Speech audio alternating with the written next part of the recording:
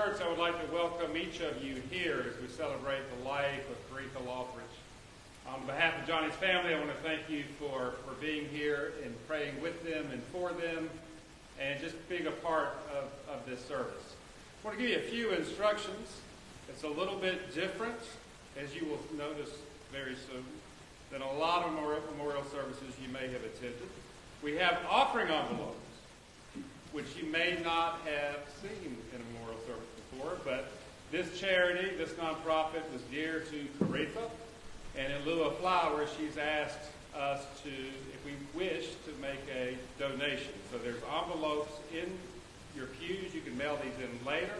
The address is in your order of service, or there's a offering plate at the back of the service.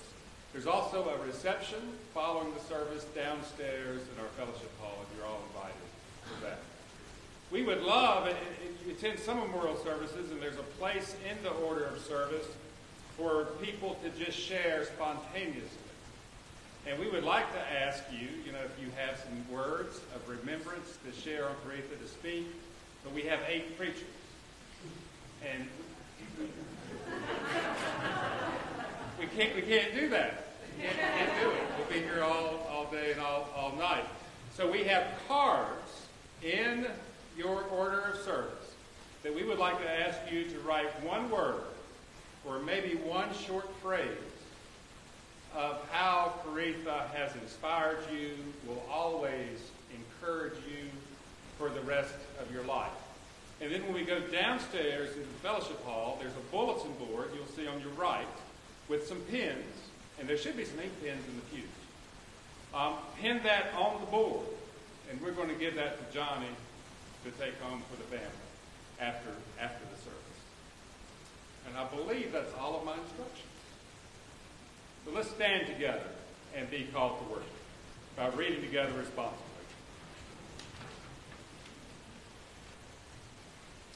Let us give thanks to the Lord, for the Lord is good. The Lord is our strength and might, and has become our salvation. We sing glad songs of joy and victory in the sanctuary. We live to proclaim the love of God and to open the gates of justice. We enter the gates of the Lord with thanksgiving. This is the day that the Lord has made. Let us celebrate with joy.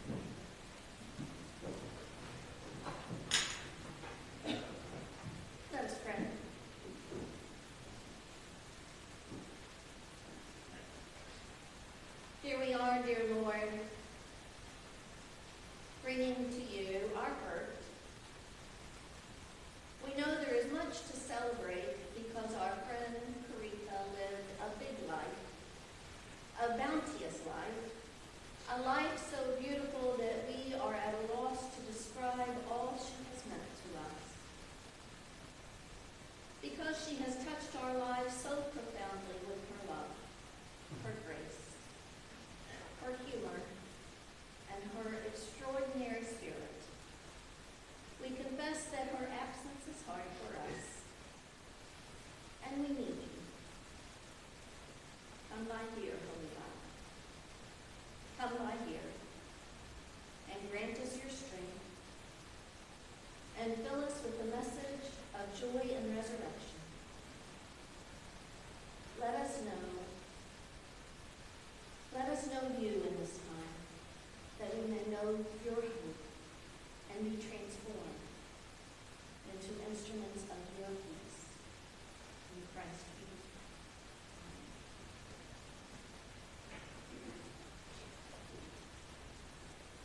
Smart, joy-filled, effervescent, fun, inspiring, faithful, dedicated, hardworking, loving, compassionate, brave, strong, funny.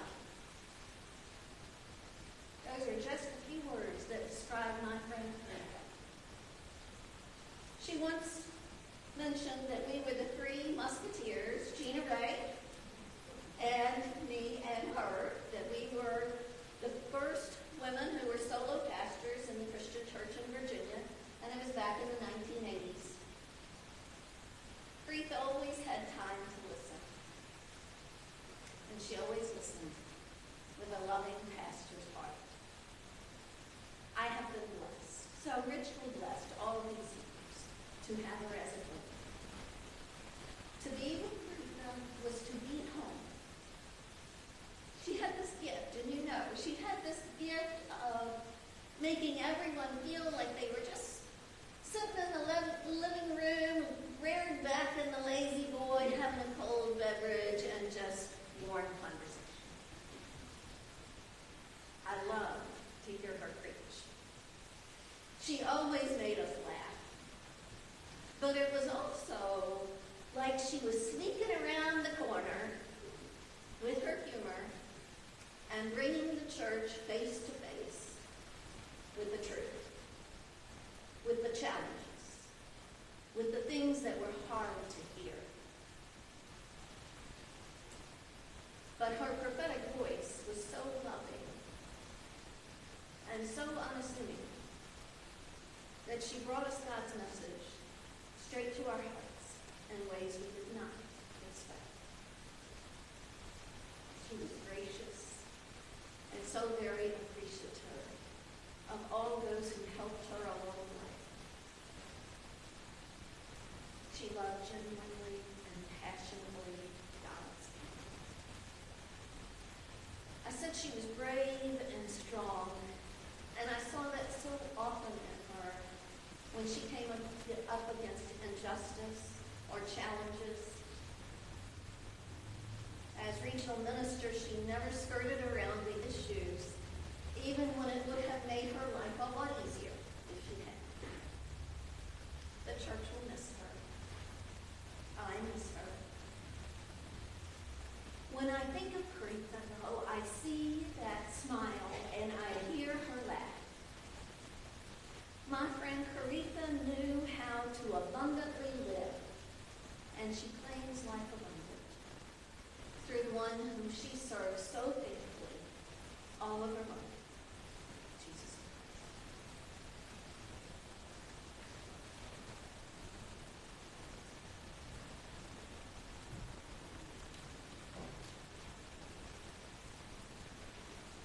Let's hear a word from our scripture. Why do you say, O Jacob, and speak, O Israel, my way is hidden from the Lord, and my right is disregarded by my God? Have you not known? Have you not heard? The Lord is the everlasting God, the creator of the ends of the earth. God does not faint or grow weary. understanding is unsearchable.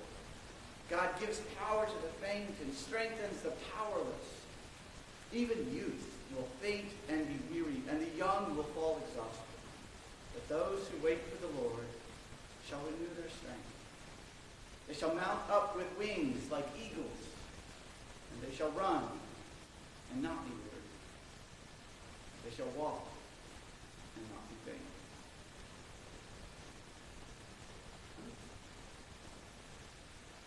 I can hear Coretha's voice telling me not to be so serious.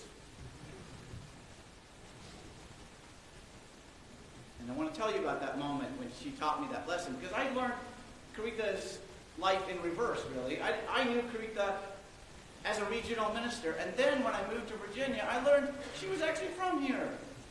Growing up, you're going to college here at the University of Lynchburg, being a Priscilla out of Pulaski, serving as a student minister at Timberlake Christian Church in Boone's Mill. She did go to Missouri for a little bit, and then to Southwest, which you'll hear in a minute.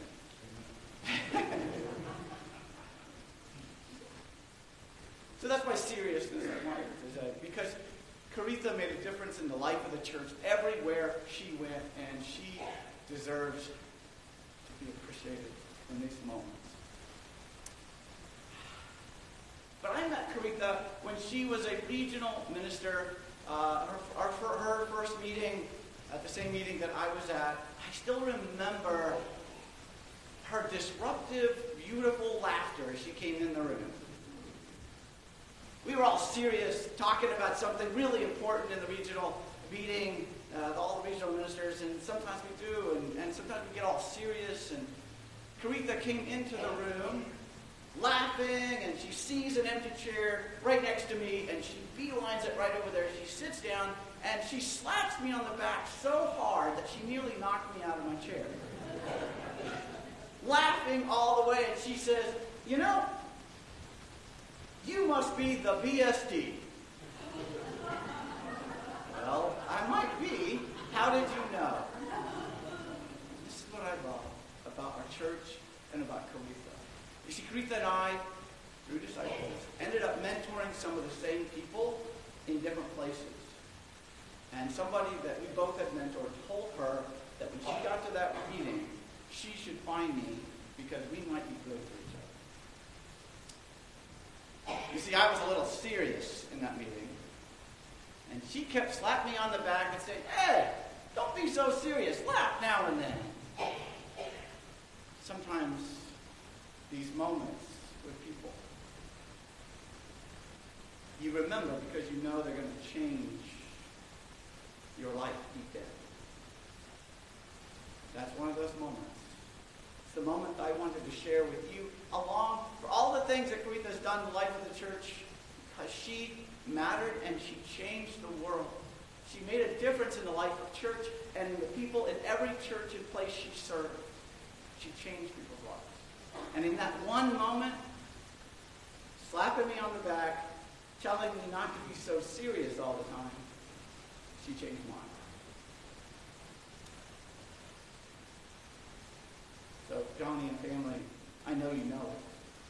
Coretha changed the world. She made a difference. And you can still see her, hear her voice, her laughter, disrupting me and saying, "Don't be so serious." I am thankful for Coretha, for all that she did for the whole church, but also what she did for me. And that's all I have to say.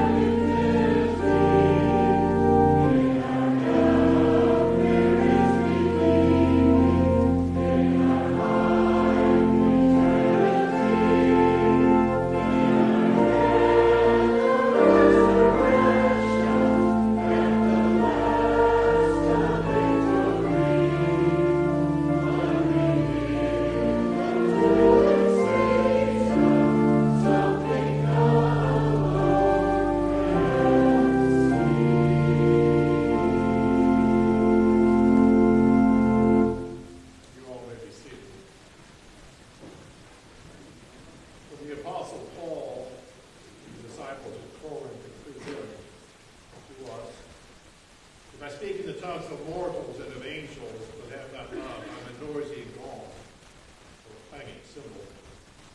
If I have prophetic powers and understand all mysteries and all knowledge and have all faith so as to remove mountains, but have not love, I am nothing.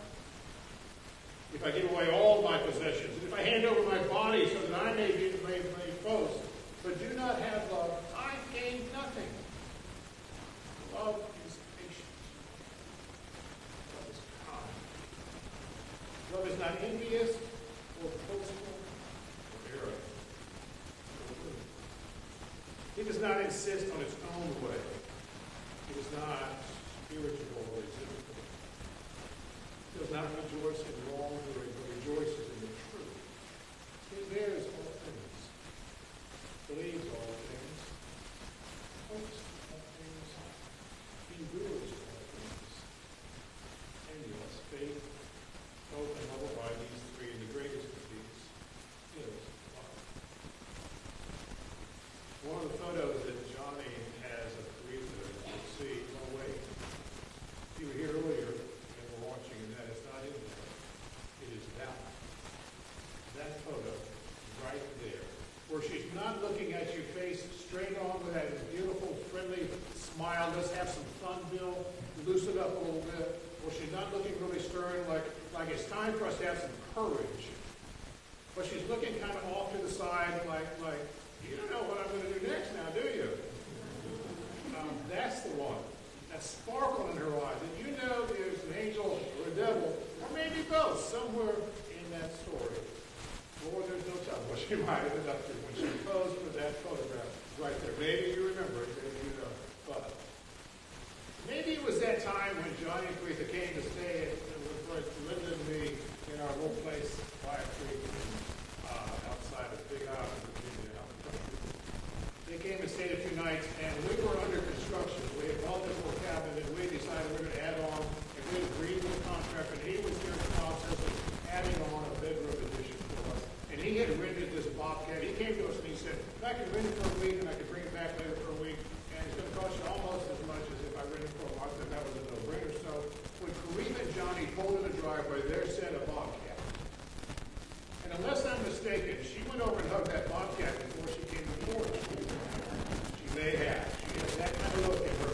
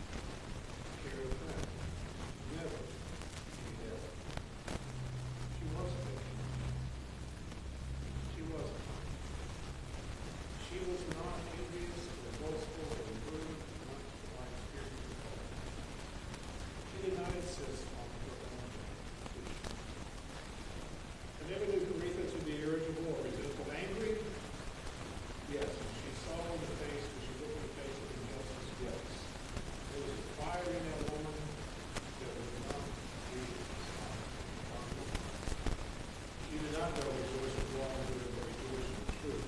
I saw those traits in her as a friend and as a colleague. I saw them again when she was inter-regional minister and worked with the committee to do what? Rewrite the Constitution, bylaws, fixtures, God's Christ, and convenience. Oh my God, what fun does that sound? Sorry, Bill. But she held that committee to ministry with vision. And she challenged that committee to think outside the box. And so Bill has to wrestle with what we produced for her. And there are a few people in the room now who were part of that as well. And in the manner of all that, as we're talking about Constitution and bylaws, and should it be here, should these people have that kind of power, and how many people, every now and then we was just laughing, reminding us that's the fun of the Lord. I saw those traits when she served on the board of directors representing the disciples in our ministry at Summit. Lord, we saw those traits in her when she married Johnny over 20 years ago. We love her. Yes, now she's gone home. We love that she's gone. I love that she's gone.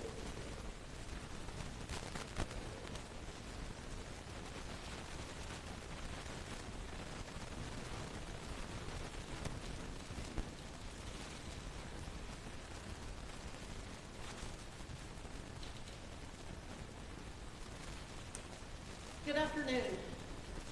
It is good to be with you today, and I can tell you I was truly honored when Jarrett reached out and said Johnny would like for me to speak today. Thank you for that honor. Johnny and Coretha and I, and even Heather and Shannon, go back many, many years because of our connection to Craig Springs. I actually met Coretha Gilmer in the summer of 1980 when we were both counseling at Craig Springs. And those of you who know me well know that Craig Springs is central to my life and central to my calling. And it was actually that very week that my calling to ministry started to develop. I remember how uncomfortable I was that week because I'd never counseled before and I knew almost nobody at Craig Springs, believe it or not. And I met Coretha one afternoon when we were both at with her. We got to chit-chatting, and I found out that we were pretty much close to the same age. I found out that we actually grew up 20-plus miles from each other, Coretha in Pulaski and me in Radford, and I had to laugh and tell her, my mom's from Pulaski, and I didn't know anybody else was in Pulaski, Virginia. So it was nice to make that connection. Coretha was seminary bound that summer, and I was just starting to feel my calling to ministry. So we had a number of things in common. Prior to age and the purchase of Clairol, we shared a similar hair color, which brings about stubbornness. Just saying. Over the years, our paths would cross at assemblies or when Coretha came back to serve Boone's Mill Christian Church. You know, one of the beauties I love about the Christian Church Disciples of Christ is that we are small enough to keep connections and relationships no matter where we go. Fast forward to 2016-17, I'm not sure which year it was, or around that time that Coretha came to serve as Virginia's interim regional minister. Oh my gosh, probably a lot of ministers sitting here can agree with me. What a breath of fresh air she brought to our region. She served with dignity, but she was always humble, always matter-of-fact, and always down to earth. And already mentioned, her laughter brought joy to any meeting that you went to that Coretha was at. As mentioned, Coretha served Boone's Mill Christian Church in her service to God. And I can tell you that while she was an interim regional minister here, I had put my name into search and call. And after many, many phone calls and lunch meetings and wrestling, I also was called to serve Boone's Mill Christian Church in 2018. She actually served there from 1988 to 2004. And I can tell you, her ministry still impacts that quite a representation here today. While she was there, they built a new building and moved out of town in Boone's Mill, Town. And it was just a joyous time for them. On several occasions, I actually would have some of the members at Boone's Mill say to me, you and Coretha really share a lot of similar characteristics in your ministry and your approach to ministry. And I must tell you, in my 37 years of ministry, I consider that one of the highest compliments that I have ever been paid. Coretha Gilmore Loughridge was a huge blessing in my life for the 44 years, almost 44 years that I knew her. And I praise be to God for the impact she had on my calling, as well as the lives of those of us gathered here in this church. Praise be to God for Coretha Loughridge.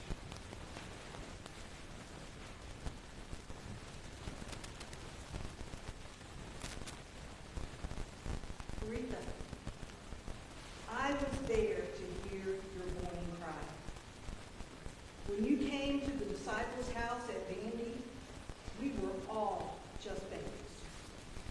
Young, single, fresh out of church camp, youth group, and college, and literally without a clue about what was about to unfold. You arrived in your gremlin and immediately became central to our group of friends. You shared that connecting suite with Kelly Boyd, and Helen Hempling and I were down the hall. Early in that first semester, you and I bonded as we traveled over 600 miles one way on a Friday to attend the Georgia-Florida football game.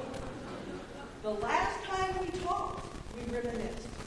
Your first ever big-time college football game did not disappoint. You could not believe how everyone, including the tiny babies, everyone was decked out in red and black and filled the parking lot with tailgates and parties. You could not stop taking pictures. At the end of the game, we heard the announcer say that Notre Dame had been defeated and Georgia moved to number 1.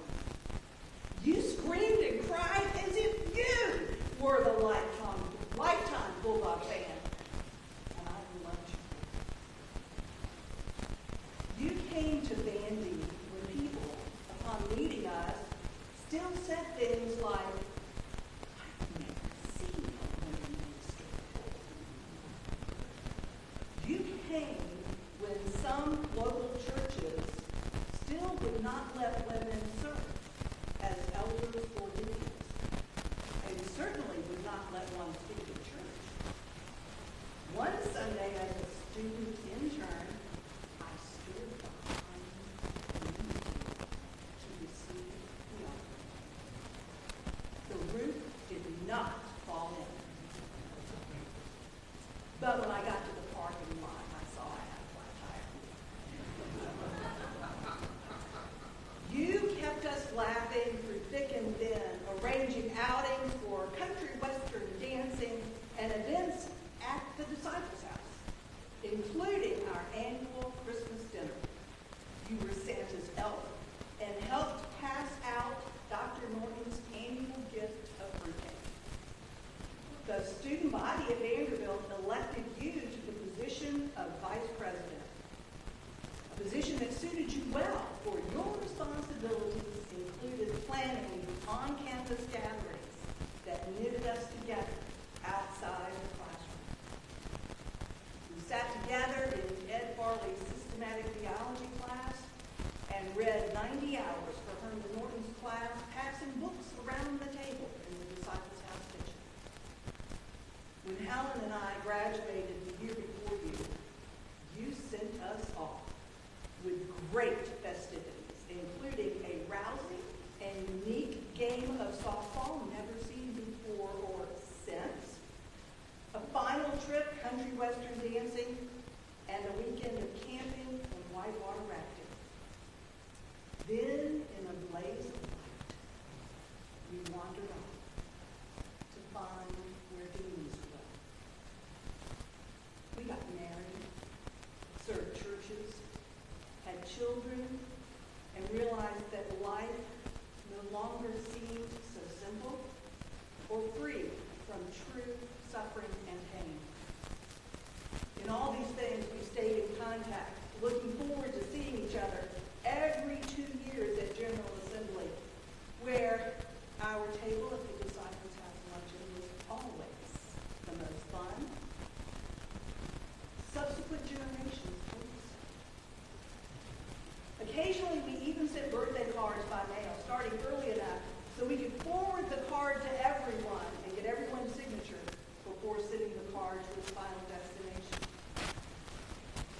what we thought were the middle ages of our lives, you and I both came to Virginia.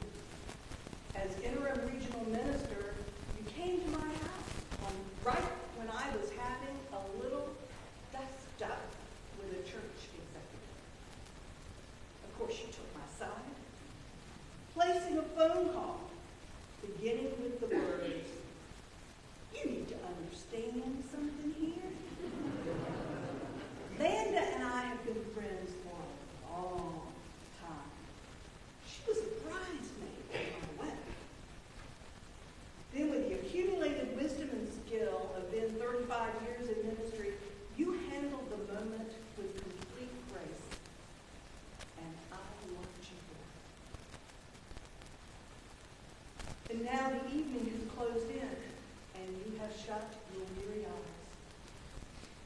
I rejoice to have seen your incredible life unfold. Thank you for being my friend.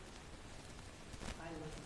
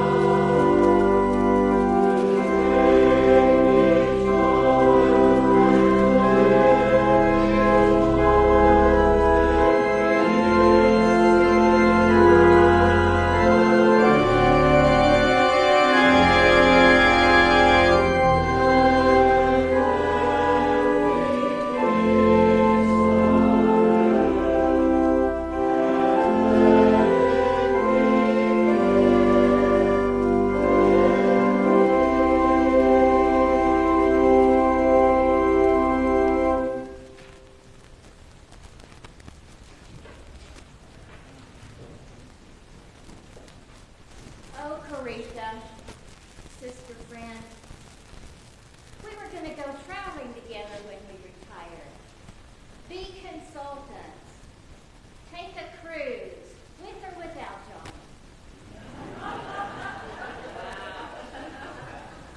She flew all the way to El Paso to accompany me during the surgery. So here I am. I've flown all the way to New Mexico, from New Mexico to Virginia. We were General Assembly partners for a while, with or without John.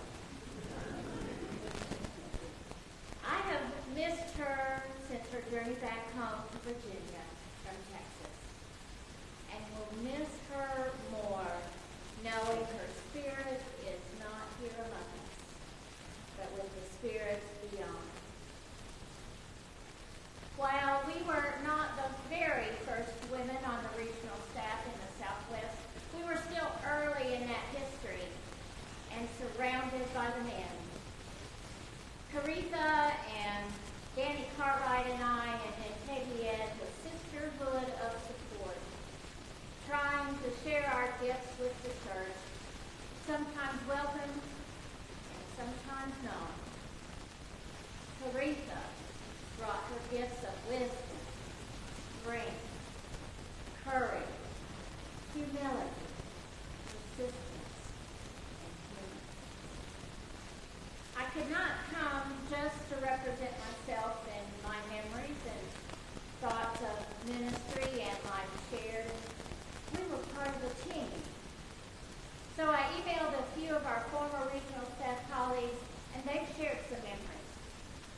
I'm only going to share the ones we thought appropriate.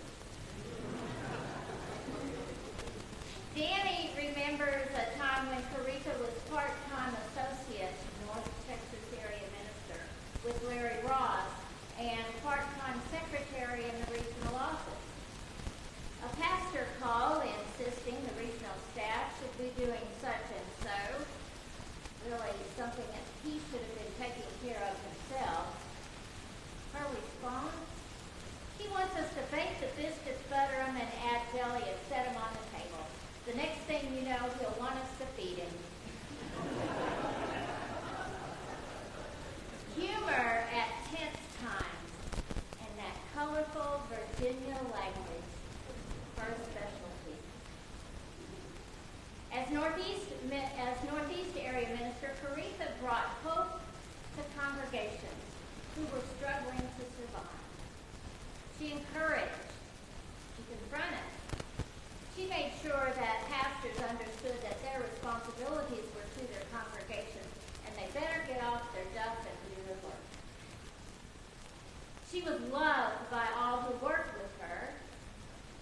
She was harassed by those who could not get over themselves and get out of the way of God's incredible work. She was a leader, strong, resolute, loving, and compassionate. She walked the Northeast area through the realities that they could not continue to exist as they had been existing. So difficult. Peggy recalls that Coretha was strong but not invincible. She spoke truth to power when a retired minister meddled in the ongoing ministry of a congregation, even when the police presence was needed. As an area minister, she stood with the smaller congregations that needed and valued the area program. I admired her tenacity in ministering with the Hispanic congregations in her area.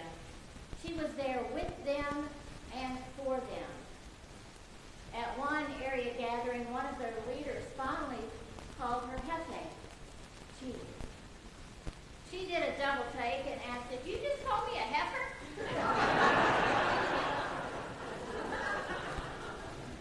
Humble humor, often directed at herself, but that supportive ministry was her calling. All of us who worked with Coretha would amen what Chuck Fisher shared with me. My memories of Coretha are of an insightful, kind, and gutsy woman. And funny. You ask for stories? The ones that come to mind are perhaps a bit risque for a memorial service. Larry says he was privileged to be able to call her as associate to North Texas area. He remembers her as creative, humorous, dependable, and willing to poke fun in a Christian sort of way at anyone who took themselves too seriously. In a Christian sort of way, a phrase we all picked up and tagged onto thoughts when we didn't want to act. So, all my colleagues I communicated with echoed what Larry also said, how I wish I could be there to honor her. She was a great friend. There are just so many ways she will be missed, Danny added. We all can agree with that. Love you, Coretha.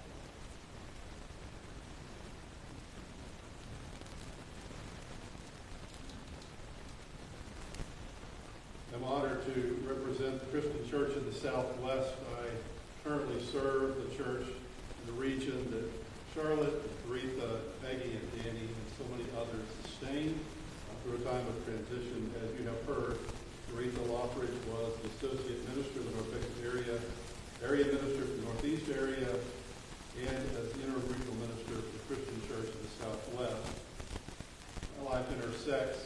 Johnny and Coretha in another way. I was there at First Christian Church in Arlington, Johnny's home church, when they joined the congregation as Coretha served in the North Texas area.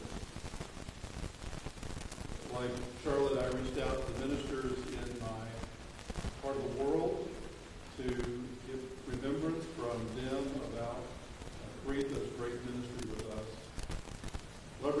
Reverend Janelle Ladrone wrote me. She's in Kilgore, which is in East Texas or West Louisiana. Didn't know how you were looking at it earlier. Janelle said, a confident joy and assurance that she cared about the work you did. She was a woman placed in the heart of a boys' club in many ways and held her space with dignity and strength. Her laugh rang out like the wind chimes of a spring day. One of our core leaders, Reverend William Smith, said that Coretha Loughridge was the Northeast area minister of the Southwest region at a very special time in my journey into ministry. She provided leadership and encouragement to me and to many others in our area as we strive to achieve ministry license commissioning in the Christian church. She was never condescending or judgmental. Instead, she really listened to us with the goal of helping us through our training and local ministries. In my opinion, God blessed her with a special skill set as a servant leader, equipping the saints and proclaiming the gospel, both with words and deeds. Pastor Smith wrote, in the black church, we like to call each other sisters and brothers in Christ. I say to my sister Coretha, thank you for all you did to help me. I say to God, thank you for the blessing that you gave to us and the love and ministry of Reverend Coretha Loughridge. He continues to write, in John 11:25 and 26, Jesus told Coretha, I am the resurrection and the life. Whoever believes in me, even though she dies, will live. And everyone who lives and believes in me shall never die. Sister Coretha believes. She has the victory now. Praise God. Reverend Ann Dodson said she was such a great colleague and mentor, especially to female clergy in the North Texas area. There was never a shortage of laughter when they got together. One of the great voids that we fill with someone like Coretha, right, is that it would be appropriate for us to laugh in a memorial service, but she's not here to make us laugh. That she'd be the one to bring the humor. Dr. Philip Ward wrote, I was most impressed and grateful for her unique ability to see me in her own way with her heart. She allowed herself to feel my journey and my challenges. Reverend Deb Jones said, I think I will always hear her joyful laugh and see her smile. Coretha could bring joy into the most serious discussion with her insight and quick wit. The best boundaries trainer I've ever had was the one she led years ago at Ministry. Reverend Dr. Richard Emerson wrote, I think these three words describe her best for me. Faithful, compassionate, perseverance. Coretha was a major catalyst in holding the area together with her presence, contacting clergy and planning events. She was the glue for the NEA. Betty Hill said she didn't worry about what others thought. She simply did what was right and faithful. God bless her and her family. I will never forget her Christian example. He is sadly lost. And then at Janelle's suggestion, Johnny, I called Robin Woodward last night, and Robin served as Coretha's administrative assistant for many years, and she had not heard until I called her. And her first words, she was such a delight. She came to the Northeast area and made everyone family. Such a wonderful life. Robin spoke of how Coretha cared for her during Robin's pregnancy and how Coretha cared for Robin's son. Those are just a few of the memories. I printed them out. I'll give you the whole transcript. I couldn't read them all because I was given a limited amount of time. We do have 8 preachers, but only 2 of us are funeral ministers. Thanks be to God. I will say this, Virginia's the right place for her to come home. But we are so blessed in Texas and New Mexico to have had her as part of our fabric of life, and she is missed there. She lived in a liminal space for us. She was the last area minister for the Northeast area and the first regional minister in a reconfiguring one region that we serve now as a Christian church in the Southwest. And so I am aware every day of whose seat I sit in and who made that role possible. And I am so grateful for the people that have built that region, and especially Coretha in this time. So thanks be to God, and thanks be to you, Johnny, for allowing us to be a part of this day, and we'll continue the journey with you.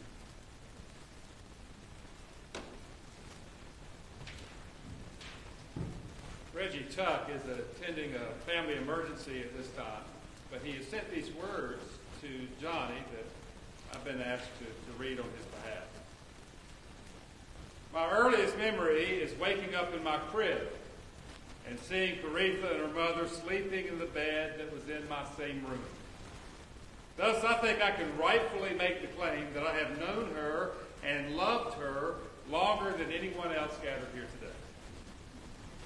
I will quickly concede that most of you likely knew her better than I, as we allowed the years and obligations, and yes, even family conflict, to distance our relationship. But the love that we knew as small children remains strong, too strong, to allow those distractions to sever a bond we shared that transcends time and reality as we know it with our limited understanding.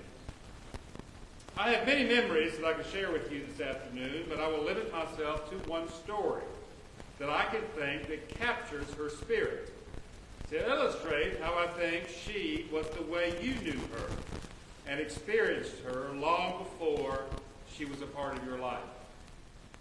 The Disney classic Mary Poppins was released in 1964, meaning that Coretha was 6 and I was 5. She loved that movie, and she very much wanted to be like Mary Poppins. Her home was built on a hillside, where the house next door was elevated above the home in which she lived. The driveway of her home was cut into the hillside, and one could easily gain access to the roof of the carport from the neighbor's yard. Coretha had just gotten a Mary Poppins outfit, which I know included a hat, coat, and an umbrella. I suspect that I was playing the part of Bert when we climbed on top of that roof, and Coretha opened her umbrella and launched herself from the top of the carport. The umbrella turned inside out as Coretha, as Mary Poppins, crashed to the ground. Of course, there was tears and admonishments to never get back up on that carport again. Coretha, as a 6-year-old, believed that she could fly like Mary Poppins, and she was not wrong. She just had to find better equipment, which she developed first as a musician and then as a theologian, which enabled her to soar to the heights which we have recounted here today. There were aspects of our childhood that I could not fully understand and appreciate until decades later. And I think it is important to share these dimensions of her life with you today, because I suspect that she did not tell you this was part of her story. And I think it's important that you know it. Like all of us, Coretha had no choice about the family into which she was born. And she came into the world in a family that had known a lot of heartbreak and suffering. Her parents had lost 2 babies, just days old, before Coretha was born. The family lore, as I learned it, is that her mother had what we called at the time a nervous breakdown, because she could not believe that Coretha would survive. Coretha's survival would place upon her burdens that I have never experienced as a child. Her mother's emotional needs were overwhelming. And in saying that, let me say that I'm not casting judgment on her mother, who was my favorite aunt and who I love dearly. Coretha was forced to take responsibility not for her own life, but also for the lives of a brother and a sister, whose tragic deaths illustrate the question of theodicy that in its most stark and troubling form. Her mother remained dependent upon her in ways that were unfair, and Coretha could have reasonably taken destructive paths, given the hardship that were placed upon her by these dynamics. As we've heard this afternoon, she took the higher path of following Jesus, and it has enabled many others to find that same path forward. She was immensely successful in her vocation as a Christian leader, but I want you to understand that she did it with burdens placed upon her that most of us are fortunate enough to have never experienced. If she could speak today, I think she would first reprimand me for telling you all of this. And then she would tell us that it was her Christian faith that enabled her to do it. She always knew I could not keep a secret. And I want you to know that she soared much higher than Mary Poppins ever did. Because she was always willing to step out on a ledge and risk a great fall in order to live what she believed was possible. When I learned of her illness, I wrote to her to ask forgiveness for any ways that I had hurt or disappointed her. And I reaffirmed my love for her. She wrote back. As I start writing this, I'm reminded of those funny letters we wrote to each other as kids. Do you remember those? I think you were probably my best friend during those years, if not my brother. And all through the years, I've continued to feel that strong connection. Even during times of lengthy distances and stretches of time when we were not in touch. She closed the letter. I don't fault anyone. Life just happened. When I wrote her back, I shared that her letter was like manna from heaven for me. And I enclosed a couple of those letters that she had written to me when we were children.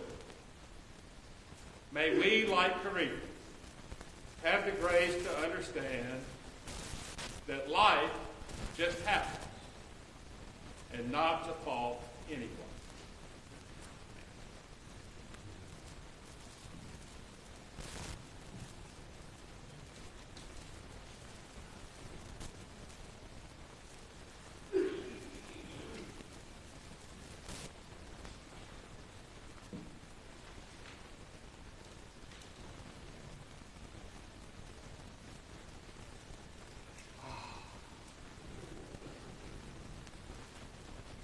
Can you hear me without a microphone? You can? Okay. A blind hog finds an acorn once in a while. Here's my acorn. I want to say thank you very much, friends, colleagues, and those of you who have come from so many different places. Your presence here is inspiring and informative and appreciated very much. In just a few moments, I'm going to give you a warning now that we're going to get up and move. So I want you to know that you will be moving shortly. But I want to say thank you for being here. And for those of you who are watching this on Facebook, thank you. Are there very many? Do you know? Okay. Well, hi. We miss you. First Christian Church has gone overboard in planning this opportunity. Berna Hopes has done a yeoman's job. She really knows what she's doing. Where are you, Berna? Oh, she's probably downstairs working. And Carrie. Where are you, Carrie? the administrative assistant who makes things happen, Judy at the organ, and the two who organized this whole thing was Jared and Ken. You've heard from both of them. Before I go any further, I'll say thank you very much for Cindy, Bill, and Ken, and Landa, and Reggie, who are unable to be here, Charlotte, and Andy. This is the first time I've seen you guys for a long time. Hi. And I want you to know that they were given 5 minutes each. And they did. I'm appreciative. Yay! You did it. You did it. Wonderful. All right. We laughed a lot, as you can probably tell. And she laughed a lot through all kinds of stuff. In both of the regions where she served as regional minister, there were 2 in each one. One group were a bunch of bullies. Have you ever seen bullies in the church? Any of y'all have? I know you. And all of y'all have. Both jealous of what she was doing. And both made it very difficult for her throughout. But when we left, she was able to pull that mantle off and celebrate her ministry with the people of Texas and New Mexico. And you made new friends. And by the grace of God, Texas and New Mexico made a Texan out of her in spite of herself. So we were very, very appreciative. But there were 2 bullies, and they broke her heart. She gets to Virginia, and she is ready to go. And you've heard some of the stories that have been told here, and the kind of impact that she had. But she met 2 bullies, and they called her a racist, and it broke her heart. But she rose above it. And sometimes we cried, and sometimes we laughed, and we mostly laughed because they didn't know her, and they didn't care about her, because she's not a racist, and she's not a woman. She's a person who cares. One time, when she became interim minister in Texas, Andy, I hope you haven't heard this before, but that when she was elected, they said to her, "We expect you to participate on various boards around the region representing the church." And she took that seriously. Remember this word. Well, I'll tell you in just a minute. So she went to the person who was the gatekeeper of one of those entities and said, "I'm ready. I'm instructed to be on your board, and I look forward to it." And the gatekeeper said, "No. No way." And she thought he was kidding. He wasn't. She said, "What did you say?" "No." "Why?" "Because you don't have gravitas." Gravitas. Someone who can laugh and rejoice in life and yet be serious about it and know that they have an impact, a serious impact. She didn't have gravitas from that turkey. And if you really want to know who it is, I'll tell you that soon. So we're talking about somebody who was serious and who was seriously joyous about all that she was. And to heck with all of the bullies and the racists and all of those who said no.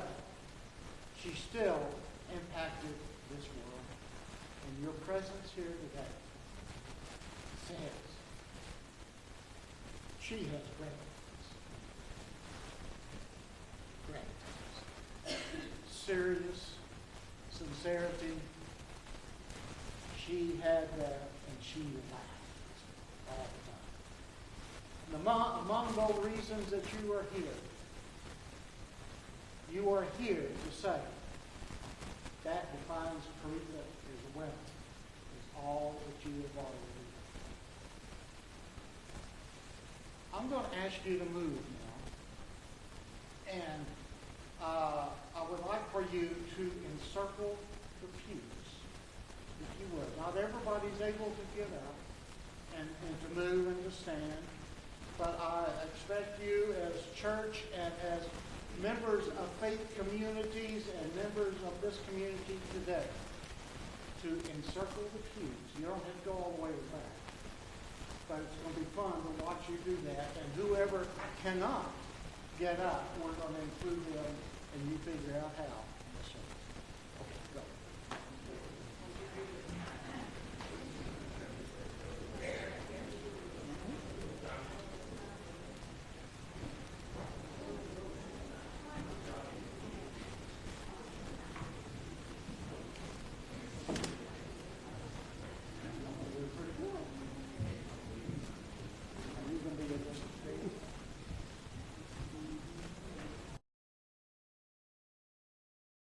Take hands when you can.